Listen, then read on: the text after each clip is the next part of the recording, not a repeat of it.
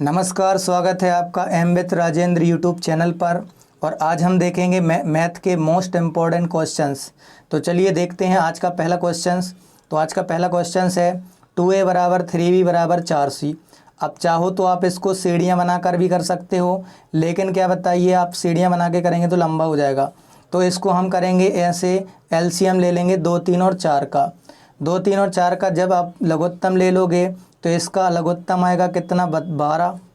तो जब इसका लघुत्तम आएगा 12 तो अपन को इन सबको 12 बनाना है बस। तो 2 में कैसे गुणा कर दें कि 12 बन जाएगा, तो ये 6 हो जाएगा। 3 में कैसे गुणा करें कि 12 बन जाए, तो ये 3 चौके 12 हो जाएगा और 4 तिया 12। तो ये इसका डायरेक्ट आंसर आ जाएगा 6:4:3। तो 6:4:3 इसका डायरेक्ट आंसर आएगा। अब कभी भी बराबर में ऐसे क्वेश्चन दिखे बराबर में, तब इनका एलसीएम ले लिया करो और इन सभी को एलसीएम के बराबर बनाना। अब इसको सीढ़ियाँ बना के देखना आप, तब भी यही आंसर आएगा। वो क्या बताइए, थोड़ा लंबा हो जाता। नेक्स्ट क्वेश्चन देख लेते हैं। Question number 21। ए अकेला एक काम को 20 दिन में करता है, बी अकेला उसे 30 दिन में करता है। तो अपन ने ये लिख दिया, ए का 20 दिन में और बी करता है 30 दिन में। अब क्या बोल रहा है कि यदि दोनों काम शुरू करते हैं तो आधा कार्य कितने दिन में होगा। तो पहले अपन देख लेते हैं कि पूरा कार्य कितने दिन में हो रहा है। तो अपन ने कार्य मान लिया 60। 60 क्यों माना, हमें एक ऐसी वैल्यू माननी है जिसमें इन दोनों का भाग चला जाए। ठीक है, यदि हम एक्स वाई मानते, उससे अच्छा है कि एक ऐसी वैल्यू मान लो जिसमें इन दोनों का भाग चला जाए। तो 20 से कितने बार जाएगा, 3 बार, और 30 से जाएगा 2 बार। तो ए की कैपेसिटी आ गई 3, बी की कैपेसिटी आ गई 2। तो दोनों की कैपेसिटी कितनी हो जाएगी, 5। तो इसको 5 से करवाएंगे तो ये 12 दिनों में कर देंगे दोनों के दोनों। तो जब ये दोनों कर रहे हैं 12 दिनों में पूरा काम, लेकिन आधा करवाना है, तो पूरा काम 12 में, तो आधा काम 6 दिन में कर देंगे ये। उम्मीद है आपको समझ में आया होगा। नेक्स्ट क्वेश्चन देख लेते हैं। क्वेश्चन नंबर नेक्स्ट में बोल रहा है 3 किलोमीटर प्रति घंटा की गति से चल रहा पिंटू 5 मिनट देरी से स्कूल पहुंचता है। यदि वह 4 किलोमीटर से चले, मतलब स्पीड बढ़ा दे, तो जल्दी पहुंच जाएगा। तो देखो ऐसे ही आप करते हैं, इसको पहले प्रैक्टिकली समझो, नहीं तो ये आपको क्या समझ में नहीं आएगा। ठीक है, तो देखो मान लो आप कोचिंग जाते हैं फिक्स 9 बजे, आपकी कोचिंग है 9 बजे। एक बार आप पहुँचे 9:05 पर, मतलब आप 5 मिनट लेट पहुँचे हैं। तो आपको क्या बताइए, आपको सर ने डांटा, तो आप दूसरे दिन 5 मिनट जल्दी आ गए। तो आप 8:55 पर आ गए, मतलब आप 8:55 पर आ गए, तो आप 5 मिनट क्या जल्दी आ गए कि नहीं, बताओ। तो आप 5 मिनट जल्दी आ गए। तो अब क्लास तो 9 बजे है, लेकिन आप पहले की तुलना में कितने जल्दी आए होंगे, 10 मिनट। इस फिक्स टाइम से तो 5 मिनट आए हैं, लेकिन पहले और अभी में गैप कितने का है, 10 का। तो हम ऐसे भी तो कह सकते हैं 5 मिनट लेट हुए थे और 5 मिनट जल्दी हुए हो, मतलब 5 मिनट लेट हुए थे पहले, फिर 5 मिनट जल्दी आए। तो इन दोनों के बीच का गैप कितना हो जाएगा, 10 का गैप हो जाएगा। ठीक है, ऐसे ये बोल रहा है कि 5 मिनट लेट 5 मिनट जल्दी, तो गैप कितने का होगा, 10 मिनट का होगा। ठीक है, तो उम्मीद है ये समझ में आ गया होगा, इसलिए हमने इसको अलग से समझा दिया।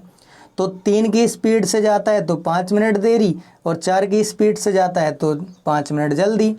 तो अब अपन को फिर से मानना है कोई दूरी। अपन ने मान ले रहा है 12, क्योंकि एलसीएम इसका कितना आ रहा है, 12। तो 3 से 12 में कितने बार भाग जाएगा, 4 बार, और 4 से जाएगा 3 बार। मतलब 3 की स्पीड से जाते तो 4 घंटे लगते, 4 की स्पीड से जाते तो 3 घंटे लगते। दोनों के बीच में कितना गैप आ रहा है, 1 घंटे का। और 1 घंटे को हम क्या लिख सकते हैं, 60 मिनट लिख सकते हैं। लेकिन यहाँ पर कितने का गैप है बताइए, 10 मिनट का। तो ये कितने गुना है, 1/6 गुना, क्योंकि 60 में 1/6 का गुणा करेंगे तो 10 आ जाएगा कि नहीं, बताओ। तो इसमें भी 1/6 का गुणा कर देंगे हम, तो इसमें 1/6 मतलब 6 से भाग देना है, तो ये 2 आ जाएगा। 2 किलोमीटर इसका राइट आंसर होगा। कि इसकी क्या बताइए, पिंटू के घर से दूरी स्कूल की कितनी हो जाएगी, 2 किलोमीटर। और ये कई क्वेश्चंस में आता है, और ये देखो मेंस में आया है। नेक्स्ट क्वेश्चन देख लेते हैं। क्वेश्चन नंबर नेक्स्ट देखिए, एक आयत की लंबाई और चौड़ाई को दुगना कर दिया जाए तो क्षेत्रफल में कितने की वृद्धि होगी। दुगना कर रहे हैं मतलब 1 है तो वो 2 हो जाएगा। तो अपन ने माना 1, तो लंबाई में भी और चौड़ाई में भी 3 गुना करते तो 3 गुना 3, 4 गुना करते तो 4 गुना 4, मतलब ये हो जाएगी, क्या बताइए, 2 दूनी 4, तो 1 से कितनी हो गई 4, मतलब वृद्धि कितने की हुई 3 की। 3 की वृद्धि 300% के बराबर होती है कि नहीं बताओ। यदि घन होता तो ये क्या बताइए 7% की, मतलब 700% होता, 7 की वृद्धि होती। देखो कैसे, 3 की वृद्धि हुई 1 पर तो प्रतिशत बताने के लिए गुणा 100 कर देंगे, तब भी 100 का गुणा हो जाएगा तो 300 हो जाएगा। उम्मीद है ये आपको समझ में आया होगा। 1 से 4 हो गया, 2 गुणा 2 मतलब 4, 3 की वृद्धि हो गई मतलब 300%, 2 की वृद्धि होती तो 200%। नेक्स्ट क्वेश्चन देख लेते हैं। क्वेश्चन बोल रहा है, एक व्यक्ति अपने बाग में 5184 संतरों के पेड़ लगाता है और उन्हें इस प्रकार व्यवस्थित करता है कि बाग में उतनी ही पंक्ति रहें जितनी पेड़ हैं। चलिए पहले इसको प्रैक्टिकली समझिए। मान लो कि 5 पेड़ हैं, 1 2 3 4 5, और 5 ही इसकी क्या बताइए पंक्तियां हैं, तो 1 2 3 4 5। तो अब हम बोल दें कि इनका टोटल बताओ ज़रा, तो आप क्या बताइए, यदि थोड़े बहुत समझदार हैं तो आप इन 5 को इन 5 में गुणा कर देंगे तो सीधा 25 आ जाएगा। लेकिन क्या बताइए, जो कम समझदार होगा, जो कम पढ़ा लिखा होगा, जिसने कैलकुलेशन कम करी होंगी, वो ऐसे गिनेगा, कैसे गिनेगा, देखो 1 2 3 4 5 6 7 8 9 10 ऐसे पूरे गिनेगा, तब भी कितना आएगा 25 ही आएगा। तो कहने का मतलब ये है कि जो भी टोटल आता है ना, समान पंक्तियां समान पेड़, या क्या बताइए समान बच्चे समान पंक्तियों में लगे हुए हैं, तब ये हमेशा परफेक्ट स्क्वायर होता है, क्योंकि उसी संख्या का गुणा उसी में होता है, x का गुणा x में, x स्क्वायर मतलब ये वर्गमूल है किसी का, तो वर्गमूल मतलब ये वर्ग है किसी का, तो वर्ग का उल्टा वर्गमूल करेंगे। या फिर मान लो उसने x पंक्ति लगाई और x ही पेड़ हैं, और कितने हो रहे हैं पेड़ बताइए 5184, तो ये x स्क्वायर हो जाएगा, तो ये x स्क्वायर का उल्टा स्क्वायर रूट हो जाएगा। देखो ये x गुणा x मतलब x स्क्वायर बराबर में 5184 है, तो वर्ग का उल्टा वर्गमूल हो जाएगा। बस अब वर्गमूल निकालना है आपको, तो 4 काय में आता है, 4 किसके स्क्वायर में आता है, 2 के में और 8 के में, तो 2 1 में ही दिख रहा है, वही अपना राइट आंसर हो जाएगा। एक तरीका ये हो गया ऑप्शन से। अब दूसरा तरीका तो आपको पता ही होगा कि आप 5184 का भाग विधि से कर सकते हैं। तीसरा तरीका, यदि शॉर्टकट से ही निकालना हो आपको 5184 का, तो ऐसे करो, ये या तो 2 का होगा या तो 4 का होगा। अब 51 देखो, 51 किसके अंदर आ रहा है, 7 सतैया 49, किसके स्क्वायर के अंदर आ रहा है, 7 के अंदर आ रहा है। 8 का ज़्यादा हो जाएगा, तो या तो ये 72 का होगा या तो ये 78 का होगा। अब क्या करेंगे, इस 7 का अगली संख्या में गुणा करेंगे, 7 के बाद क्या आएगा 8, 7 या 8 56, देखो ज़्यादा हो रहा है, इसलिए ज़्यादा हो रहा है तो 72 इसका राइट आंसर हो जाएगा। ठीक है, चलिए फिर भी नहीं आए तो आप बेसिक से कर सकते हैं, बिल्कुल भाग विधि से। किसी संख्या को 36 से भाग देने पर शेषफल 19 आता है, उसी संख्या को 12 से भाग देंगे तो कितना शेषफल आएगा।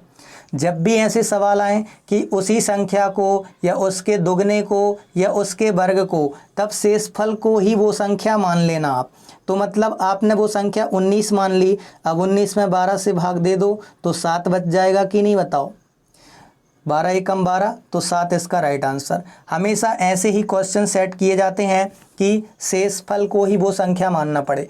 अभी तक जितने भी क्वेश्चंस आए हैं अलग अलग एग्ज़ाम्स में, उनको ऐसे ही सेट किया गया है। केवल एक कंडीशन पर नॉट डिफाइन आता है, लेकिन वो कंडीशन आज तक पेपर में आई नहीं है, इसलिए हम आपको बता के कंफ्यूज नहीं करेंगे, और जब वो आने लगेगी तब हम आपको बता देंगे। तो ऐसे क्वेश्चन आप ओरली भी कर सकते हैं कि शेषफल कितना है 19, उसी को क्या बताइए, उसी को बोला तो शेषफल में भाग दे दो, उसी को 12 से भाग देते हैं तो वो संख्या निकालने की ज़रूरत नहीं है, सीधा 12 से भाग दे दो 19 में, 7 इसका राइट आंसर आएगा। नेक्स्ट क्वेश्चन देखिए, क्वेश्चन नंबर नेक्स्ट, दो संख्याओं का अनुपात 3 4 है, उनका महत्तम दिया है 4। देखिए ज़रा, 3 अनुपात 4 है और महत्तम दिया है, लघुत्तम दिया है, तो इसका लघुत्तम दिया है 4, ये है लघुत्तम, L लिख दिया। तो जब हमें लघुत्तम दिया है, महत्तम दिया है, लघुत्तम पूछा है। तो हमें दिया है क्या बताइए, महत्तम, तो हम भी महत्तम निकालेंगे। 3 और 4 का महत्तम कितना आएगा 1, और 1 की वैल्यू दी है 4, और हमें चाहिए लघुत्तम, तो हम 3 और 4 का लघुत्तम निकाल देंगे 12। 1 यूनिट की वैल्यू 4 है, तो 12 यूनिट की वैल्यू 48 होगी कि नहीं, 12 चौके 48। फिर से देखो, कंफ्यूज हो गए होगे आप। देखिए 3:4 हैं, तो ये लिख दिया 3:4, और ये महत्तम दिया है हमें कितना 4, तो ये महत्तम दिया है हमें 4, तो हम भी इनका महत्तम निकालेंगे। 1 की वैल्यू 4 आ गई। अब उसने पूछा है लघुत्तम, तो अपन इस 3, 4 का लघुत्तम निकाल देंगे, मतलब 12 यूनिट की वैल्यू चाहिए आपको। 1 यूनिट की वैल्यू 4 है, कितने गुना है 4 गुना, तो 12 यूनिट की वैल्यू भी 4 गुना 48 हो जाएगी। अब आप ऐसे नहीं करना कि 1 की वैल्यू 4 आ गई है, फिर आप क्या कर रहे हैं, 1 की वैल्यू 4 निकाल के 4 तिया 12, 4 चौके 16, फिर 12 और 16 का लघुत्तम निकाल रहे हैं तो 48, लंबा हो जाएगा। 12 16 का निकालोगे तब भी 48 आएगा। आप सीधा रेशियो का, जो कुछ पूछा हो रेशियो का निकाल दिया करो, और उसमें जितनी यूनिट, जितने गुना आया हो उतने से गुना कर दिया करो। उम्मीद है ये आपको समझ में आ गया होगा। नेक्स्ट क्वेश्चन देख लेते हैं। हर्ष की आयु 40 वर्ष है और रित की आयु 60 वर्ष है। कितने वर्ष पहले वो लोग क्या बताइए 3:5 में होंगे। तो ये है 40, दूसरा कलर ले रहा है, ये आपको दिख नहीं रहा होगा। देखो 40 और उसकी रित की है कितनी 60, तो कितने वर्ष पहले 3:5 होगा। 3:5 तो तब होगा जब ये 30 और ये 50 होगा। देखिए 3:5 हो रहा है कि नहीं। तो इसको यदि सामने से दिखने लगे तो ऐसे ही कर लेना, नहीं दिखे तो फिर ऑप्शन से करना, एक्स से नहीं करना, लंबा हो जाएगा। ठीक है, तो कितने वर्ष पहले हो रहा है बताइए 10 वर्ष पहले, तो 10 इसका राइट आंसर होगा। चलिए नेक्स्ट क्वेश्चन देख लेते हैं। 5 संख्याओं का औसत 27 है। पहले हम इसको बताते हैं शॉर्टकट से, फिर बताएंगे बेसिक से। तो 5 संख्याओं का औसत कितना दिया है 27। फिर बोल रहा है कि यदि एक संख्या निकाल दी जाए तो औसत में 2 की कमी आ जाती है। तो एक संख्या निकाल रहे, औसत का मतलब होता है बराबर बराबर बांटना, मतलब पांचों लोगों के पास 27 रुपए होंगे या 27 अंक होंगे। अब 2 की कमी हो गई, मतलब 2 वो एक्स्ट्रा ले गया, तो 2 एक्स्ट्रा ले गया, तब 5 थे तो 4 लोग बचेंगे, 2 ले गया मतलब टोटल कितने ले गया 8। तो 27 में 8 जैसे ही आप जोड़ेंगे तो ये 35 हो जाएगा, तो बी इसका राइट आंसर होगा। अब बेसिक से देख लो, बेसिक भी जब संख्याएं थोड़ी छोटी दी हों तो बेसिक लेंदी भी नहीं होता है। 5 संख्याओं का औसत 36 है, तो टोटल हो जाएगा गुणा 5, क्योंकि 27 5 बार जोड़ने से अच्छा है 5 का गुणा कर लो। फिर एक संख्या निकाल दी जाती है तो औसत 2 कम हो जाता है, मतलब 25 हो जाता है। और ये कितनी संख्याओं का है 4 का। 27 गुणा 5 कर लो, 5 सत्ते 35, हासिल आई 3, 5 दूनी 10 और 3 13, और 25 चौके 100। तो ये देखो 5 में से 4 जाएगी तो एक संख्या बचेगी। ऐसे ही वो एक संख्या कौन सी है बताइए 35। उम्मीद है ये आपको समझ में आ गया होगा। नेक्स्ट क्वेश्चन देखते हैं। एक समचतुर्भुज का परिमाप। अब समचतुर्भुज आपको पता होगा कि सभी भुजाएं उसकी समान होती हैं चतुर्भुज की, है ना। तो सम बोल रहा है, तो ये हो गया समचतुर्भुज। चलिए समझ बन नहीं रहा है तो आप समझ लेना, है ना। चलिए माना कि सभी भुजाएं कैसी हैं समान, तो जब परिमाप 100 है तो चारों भुजाएं 25-25 की होंगी कि नहीं, ये भी 25, यही 25, यही 25, तो हमने कोई भी एक लिख ली, है ना। अब अपन को पता है कि ये विकर्ण आधे आधे पर काटते हैं, ये दोनों कैसे होते हैं बराबर, तो आधे आधे में काटते हैं। ठीक है, तो उसमें एक विकर्ण दिया हुआ है 40, तो ये 40 का आधा 20 हो जाएगा, 20 हो जाएगा। तो अपन को पता है कि समचतुर्भुज का क्षेत्रफल होता है half d1 into d2, half d1 into d2, या 1/2 विकर्णों का गुणनफल। तो हमें दूसरा विकर्ण और चाहिए, तो आपको ट्रिपलेट पता होगा 3 4 5। तो ये देखो 5 गुना है 25, 5 गुना है 20, तो ये भी 5 गुना क्या बताइए 15 हो जाएगी।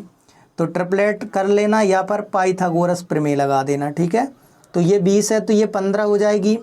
तो अब ये 15 तो ये भी 15।